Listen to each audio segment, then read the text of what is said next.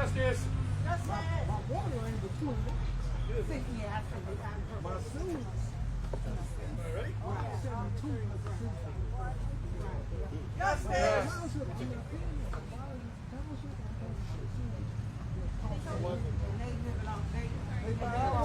They can't get the water.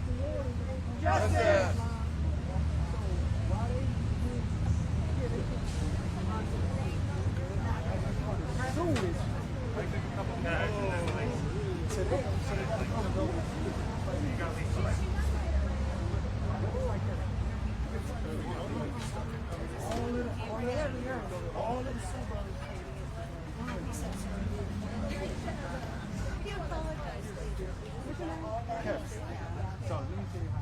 Because Flint is like a water thing.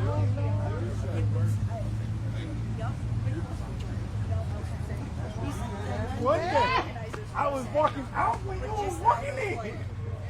Oh, Jesus. Oh, I'm sorry. Oh, I got the backstory about it. We're in South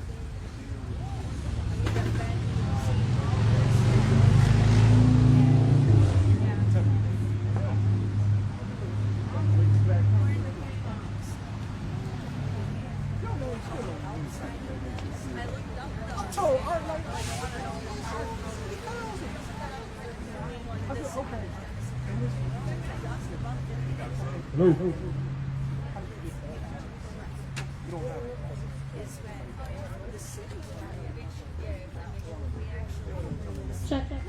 Check. got a reverb going on. And our highest home is also. Yeah. Check.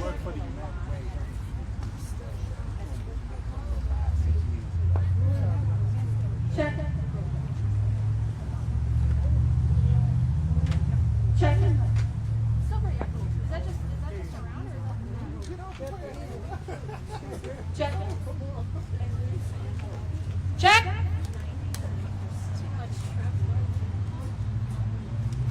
Check. Check. Check. That's perfect. You got it. Oh, you got it? Yeah. We don't need that one. Okay. Start again. No, that's fine. Really good. Sure. All right, thank you. You can do background history and then Naisha.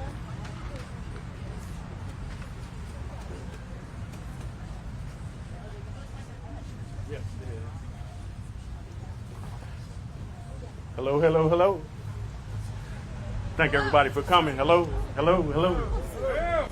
Can everybody hear me okay? First of all, I want to thank everybody for coming out. Thank all the news, media, citizens, friends, supporters. My only question to you all is, why are we really here? Why are we really here? Yes, sir. But I mean, why are we really here? We're here because of a failure behind me. It's that simple. You look at this situation. Let's start from the beginning. We just went through a pandemic. We're kind of still in it, to be honest. We're not totally clear. We went through a pandemic. In that pandemic, people lost their lives. And those that didn't lose their lives, they lost their livelihood. People lost jobs. People got behind in bills. They lost family members. They lost loved ones. There's not a person out here that didn't lose somebody. Not one person out here didn't lose somebody. We're still losing people. We're still losing people. So to come to this moment where a lot of us just feel like we survived. We survived the pandemic for all intents and purposes. Still got a little ways to go.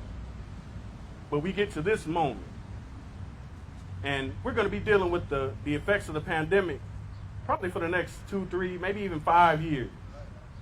There's so many different effects that we're going to be dealing with. Just Wednesday, I think the moratorium on renters is going to go away. We're still dealing with things. That's the greater point. So why did the city decide to turn off people's water? That's the question that we have to ask. We don't have to ask about third-party services. That's not the point. The point is we shouldn't even have to get to that step. Shouldn't even get to that step. And I don't want to talk about whether people got PPP loans or unemployment or things of that nature. I'll leave that to other people to count people's pockets and count people's money. That's not my role here. I think it's beside the point. Because everybody didn't get those things. I know business owners that didn't get PPP loans. They're still waiting. I know people that didn't get unemployment because they didn't qualify in the first place. If you make a decent amount of money, you don't even qualify for it. I have family members that make a decent amount of money, contracted COVID, was in the hospital for a month or two, needed assistance, went to try to get assistance. You know what those people told them? They looked back at their check stubs and say, hey, you make enough money. Why didn't you save? Why didn't you do this? So you get judgment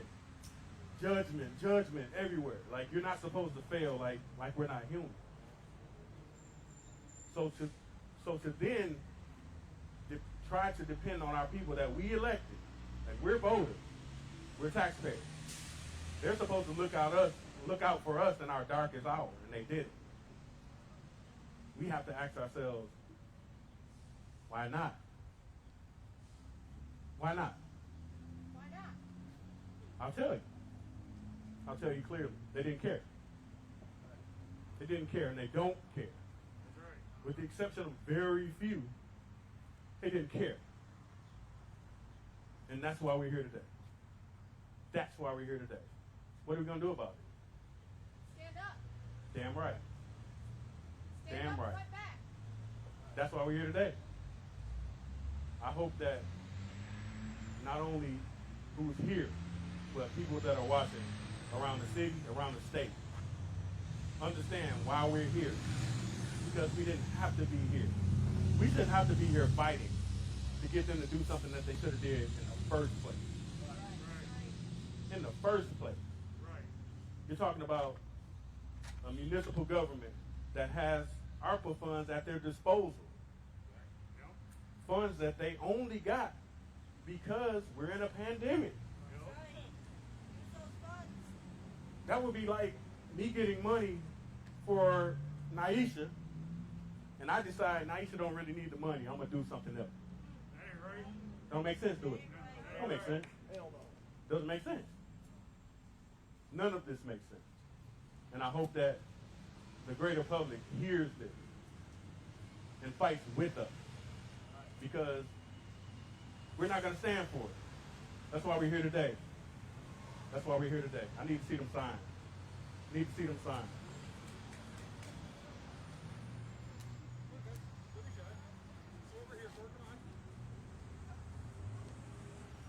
Water is life. Water is a right. It's not a privilege. It's a right. It's a right. We have a right to affordable water. And we won't stop fighting until that happens. To think that people that we elected, that we voted for, in a building that we built with our tax money, did something against our interests, I'm pissed off about that. I can't even say it no other way. I'm pissed off about it. And I'm not going to stand for it. Not going to stand for it, and I hope you don't either. I hope you don't either. Thank you so much.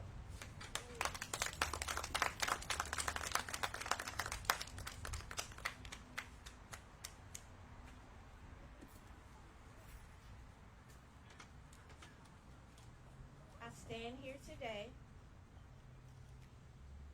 as a representative of a group of people that we call allies. I make too much, but not enough. I filed for unemployment. It's process. As a small business owner, I filed for a PPL loan. It's process.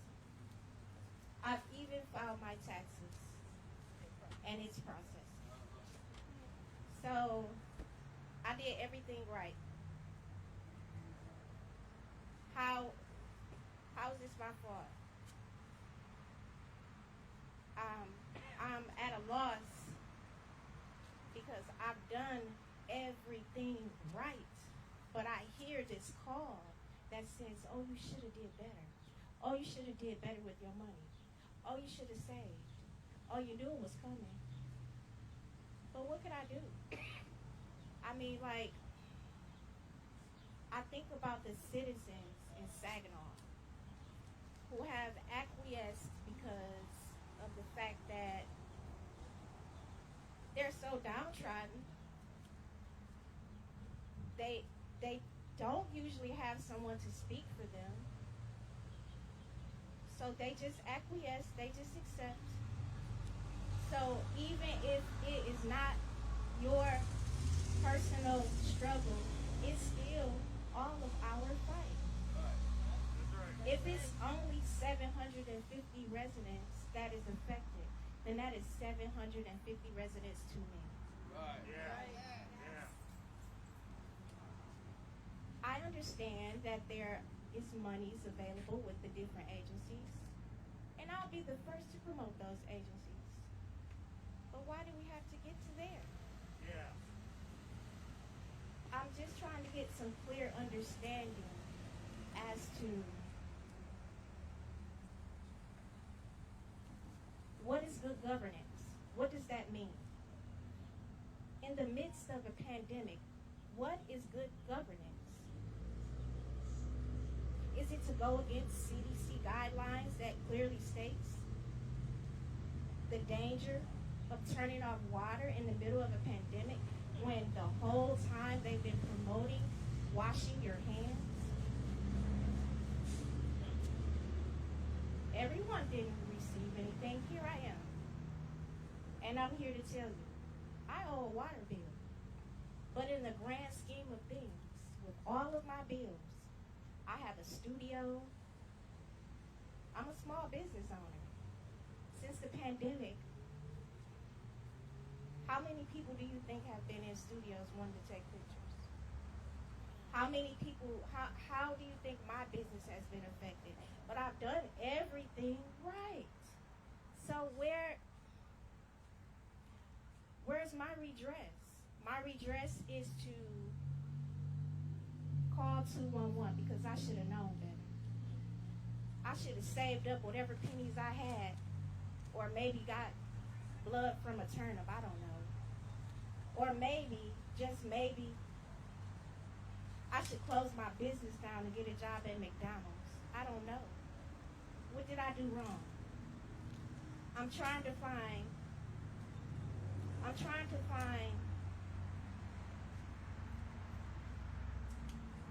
the sense in all of this. I'm trying to really, really make this make sense. Because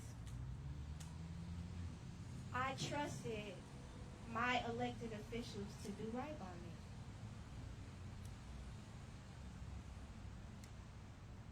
And I'm not here to throw anybody under the bus. I'm here to ask you all, what does good governance look like in the midst of a pandemic? What does that mean? Does that mean good governance? Does that mean going against CDC guidelines? Does good governance mean let's make sure we look good to the creditors and not our people? Does good governance mean that I have to go through the red tape of, after my water getting shut off, going to an agency, giving all my business out, maybe my blood type too, I'm not sure, and then going through the process to either get denied or not denied. I just want us to think about our leadership. And I want us to think about, as citizens, our role when it comes to checks and balances. Our role as citizens when it comes to accountability. We cannot stand idly by and let decisions be made for us that are not in our best interest. So, I say to you today, just with the mind of good governance, was this the best thing for us? No. And although it's less than 3%, does the 3% not matter? 3% of us. Right. So should we let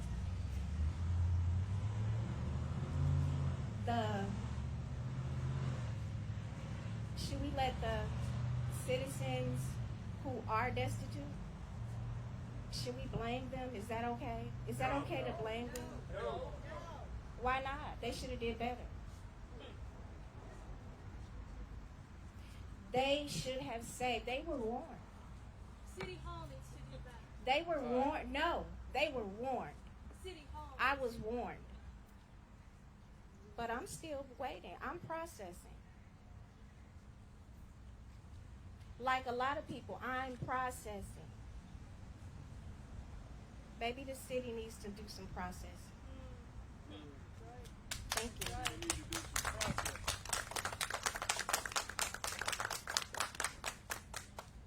So,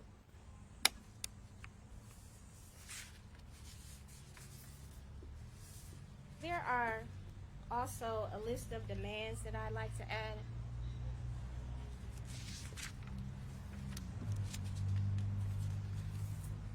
Yep, you got it. Okay. As you can see from some of the signs, no shutoffs, no liens, no fines. Let me create a scenario for you first.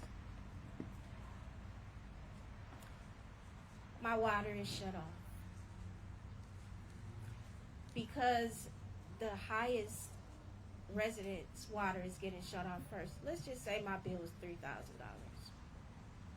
All right, my water has been shut off. I have 48 hours to get this water back on. I have 48 hours. Now, mind you, if I'm not mistaken, this will be around the time of the holidays. So I have 48 hours to call 211, contact these agencies, give them all the paperwork that they desire. And let's just say, for instance, I'm number 749. We've been told that they're processing. They just need time. What does that do? What does that say for me? After those 2 days, that fine goes up. The fine will eventually go up to $400. After 90 days, there's a lien on my property. Now, let's factor in if I had an illness. Let's factor in, let's just say if I was doing dialysis from home. I would need water. Let's factor in if I had children. There would be a chance that my children could be taken away from me. So is this really good governance? And is it wrong for tax-paying citizens to question the governance that we are getting if we are unhappy? No. Is that out of line, or is that me being a concerned and responsible citizen if I am not here to keep you accountable? I'm not here to offend. I'm not here to be mean. I'm here for the people. I'm here for the people that can't speak up. I'm here for the people that have to go to Stars to catch the bus to the city hall, to catch the bus to whatever agency that does not have transportation within 48 hours, or my fine goes up. I'm here representing these people. And I'm here saying I got a water bill. I owe a water bill. But in the grand scheme of things, that is not my first concern or priority. And you will not victim shame me. You will not make me feel guilty for surviving in the midst of a pandemic. You will not. So there's a list of demands that we have that I want to read off.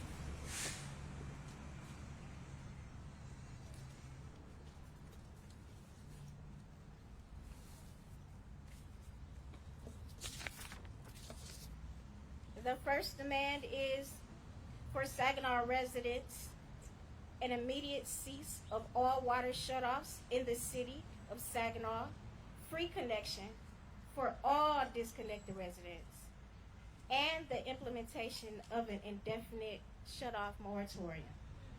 Hey, they're doing it already. This is not rocket science, and we are not reinventing the wheel. This is things that are literally happening right now. Do your research and find out when the last time Flint had a shutoff. Pre-pandemic.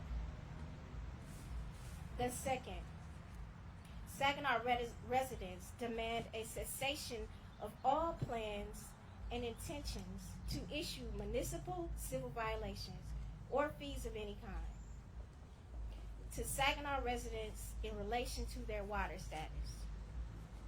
So, please do not kick me while I'm down. If I have a $3,000 water bill, if I have a $500 water bill, and you tack a fine on, and that fine grows, where are you putting me? Now you're putting me in a position that I'm robbing Peter to pay Paul. Now you're putting me in a position as to where I am literally going against CDC guidelines. But you say you're for my health and safety. You're doing it for my health and safety. Yet here we are. Here we are. The next, Saginaw residents demand cessation of all plans and intentions to use tax liens as a means to remove Saginaw residents in relation to their water utility status. Let's talk about that. You do your research, and you pay attention to any city, any community where there is waterfront property, and you will see a land grab.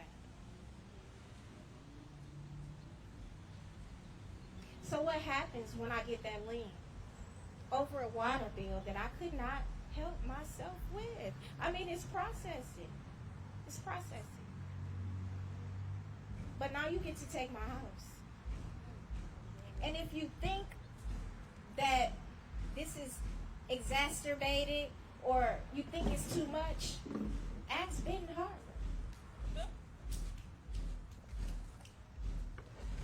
The last demand.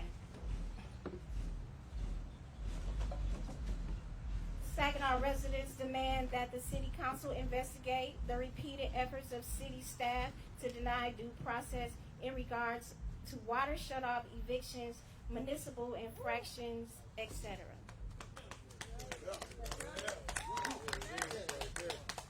Now let's unpack that.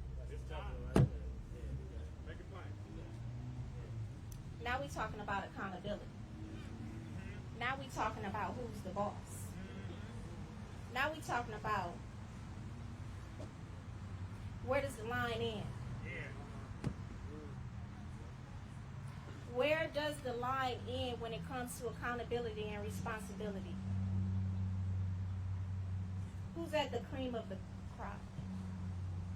Who's making all these demands?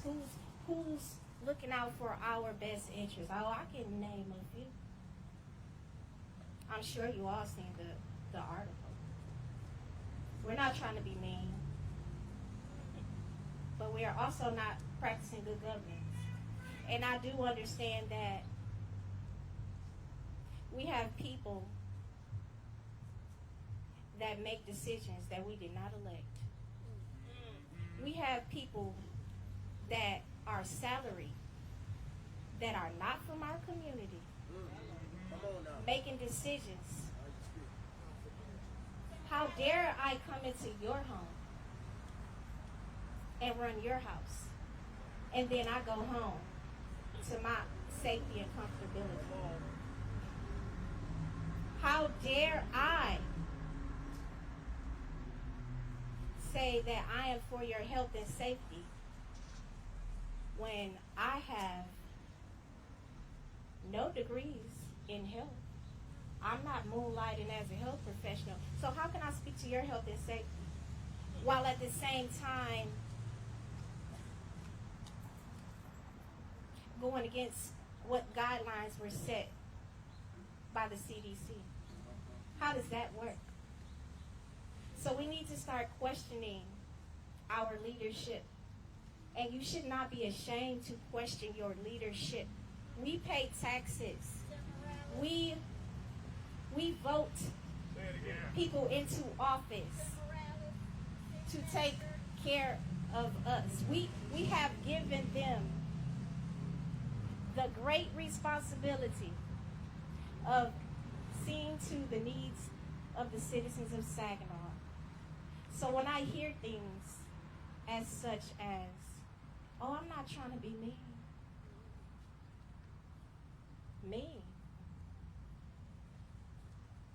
What does your emotion have to do with it? Because if we want to go through emotions, I can cry a river. I just lost an aunt to COVID last month. I can keep going. I can keep going. But that's neither here nor there, because it isn't about emotion. It's about facts. And the fact is that we have $52 million in ARPA funds.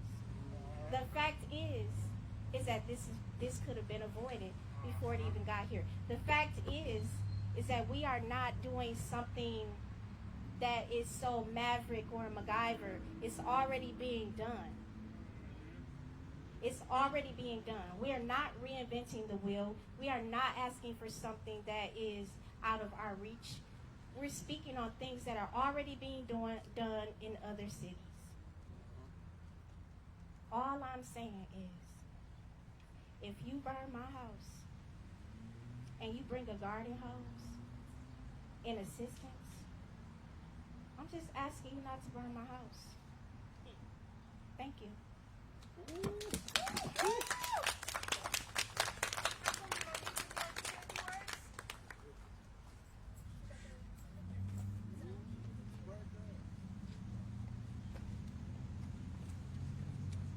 Wow. I probably don't need it, but if I do, let me know. Beg your pardon? Okay.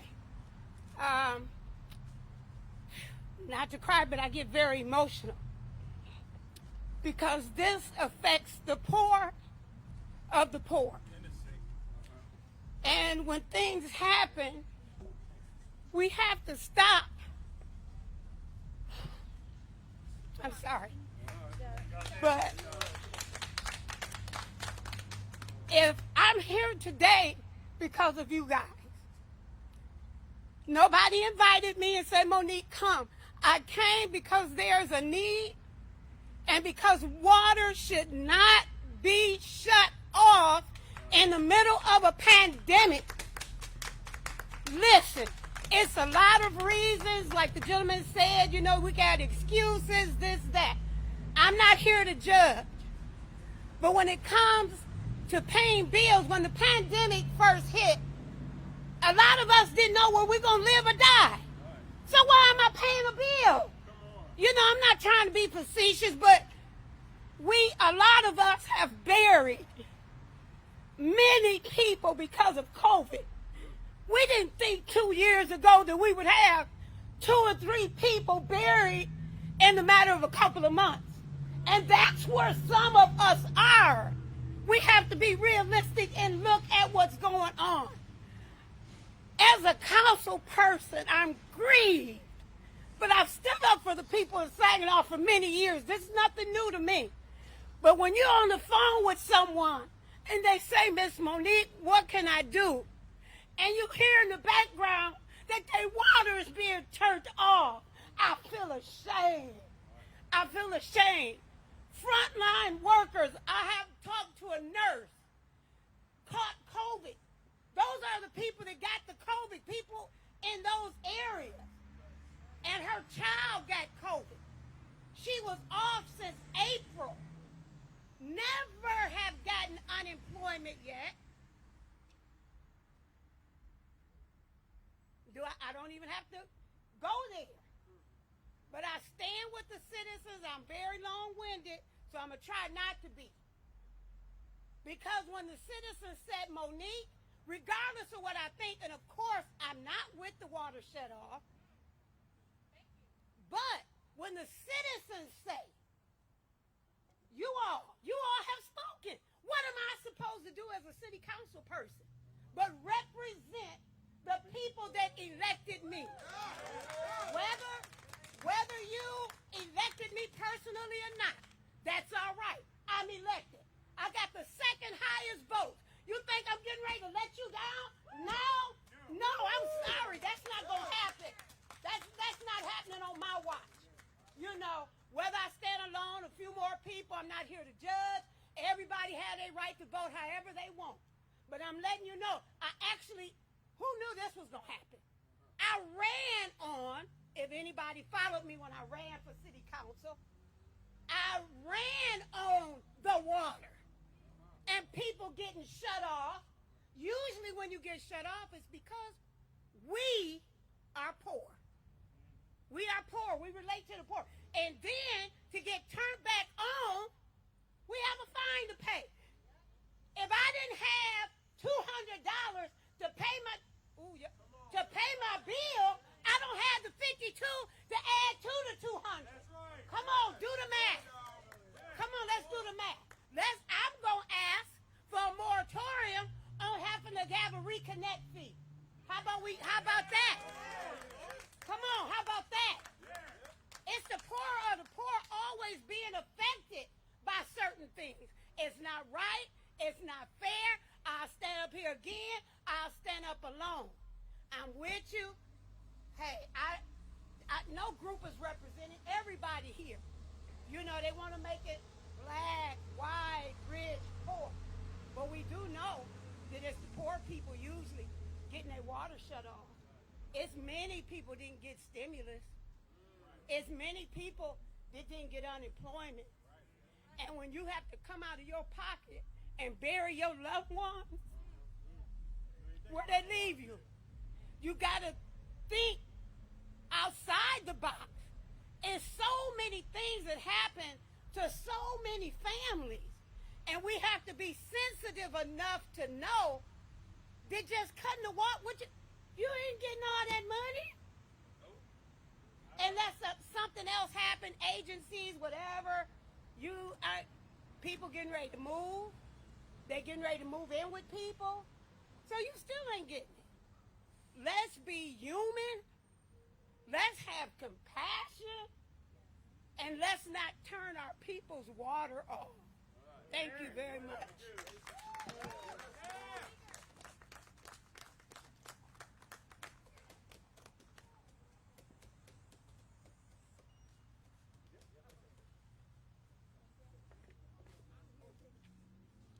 Is this on? Is it on? Hi everyone, my name is Christy McGillivray. I'm coming to you today from Metro Detroit. I'm the political and legislative director for Sierra Club Michigan. And Sierra Club Michigan is a founding member of the People's Water Board Coalition in Detroit, which fights for safe, affordable access to water for everyone. I'm going to keep it really brief because everyone who's been up here has said the right thing already. This is not just a Saginaw problem. Water shutoffs are starting all over the state, and they are targeting poor people. We cannot make up the funding that we need for our drinking water infrastructure from people who are already struggling. It is not how we're going to actually get this problem solved. So it's a human rights violation. Water is a right for everyone, and we're not going to be able to deal with the water arrearages just by charging people who don't have enough money more money. That's exactly right. Another important consideration, water shutoff programs are expensive. It costs money to shut off people's water. It costs money to turn it back on. And it degrades the plumbing of the homes where water is shut off. It devalues the property. I'm not even going to put a number on what happens to human life when you shut off water. That is immoral, but it is not cost effective. So if we're talking about saving money, this is not the way to go. The end.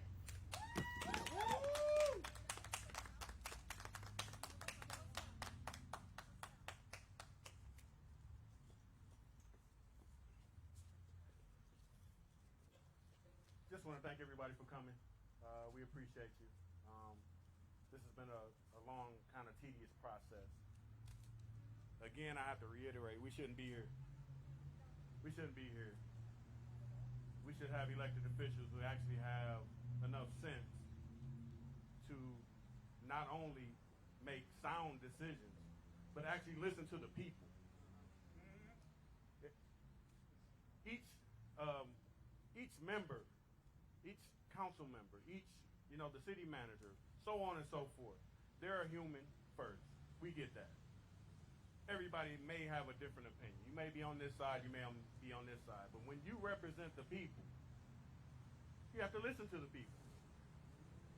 If I'm an elected official and I have an opinion, I think this is the best course of action. I should then still check with the people. Take the temperature of the people. Read the room. Read the room. Not only of the people, but just understand, you have to know where you are. Saginaw City, it's 70% black. It's low income for the most part. Read the room.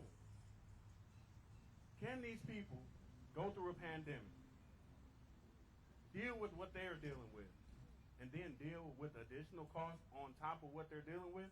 That ain't right. I think common sense will tell you no. So with that thought process, your governance has to follow the common sense. Okay, if this is not a good course of action, maybe we shouldn't do that. So my final thought is, just understand that we're going to continue to fight. This is not our last time standing here on this podium. I'm here to tell you that, because we're dealing with some stubbornness in this building behind us. Just being honest. We're dealing with a lot of stubbornness.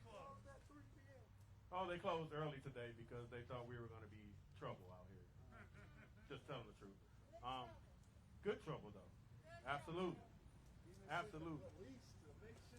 Yep, we even thank our local law enforcement for watching over us, I guess. Thank you all for coming out. Thank you.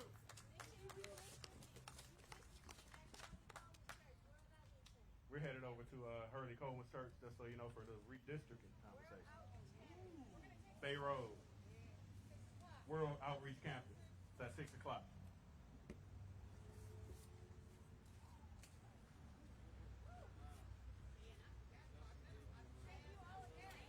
Thank you.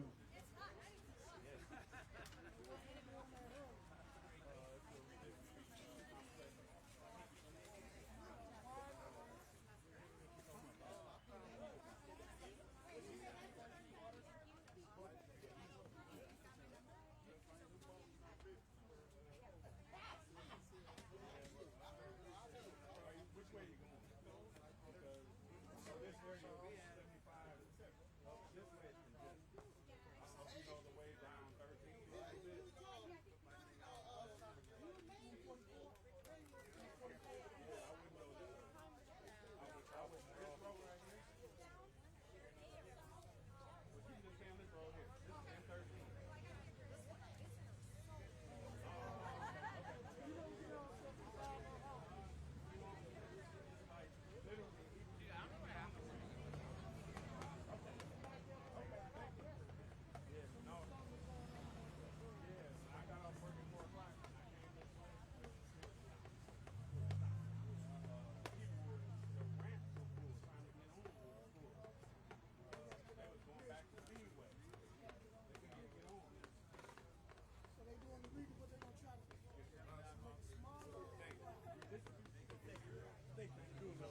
Appreciate all the support. So thank you so much. Okay.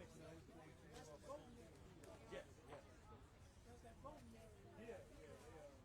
They redrawing the line with the district. So they getting the community input as far as where the line should be. Okay, that's why I see it. Well, they get input. Okay, check it.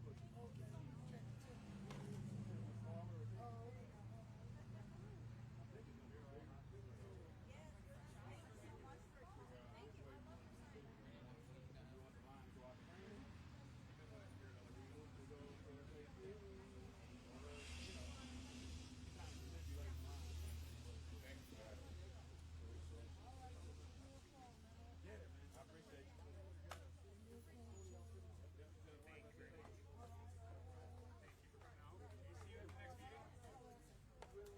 I mean, like online.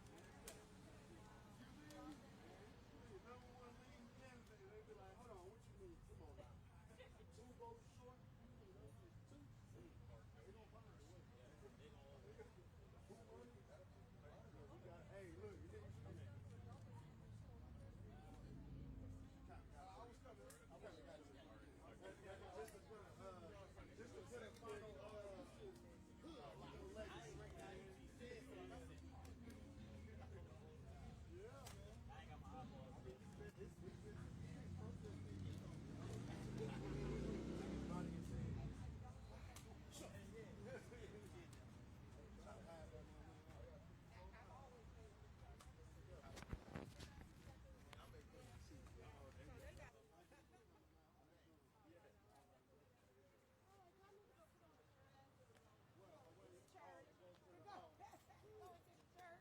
To the church. All right, y'all have a good one. Thank you for coming out. I'm walking you.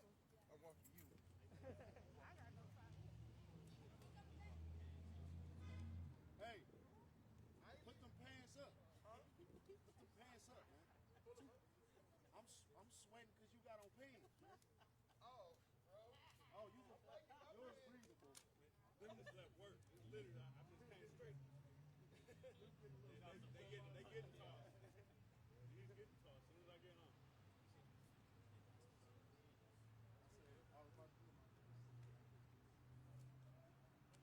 You gotta be serious. This a guy I want on council, right? Okay, sure. That's a councilman right there.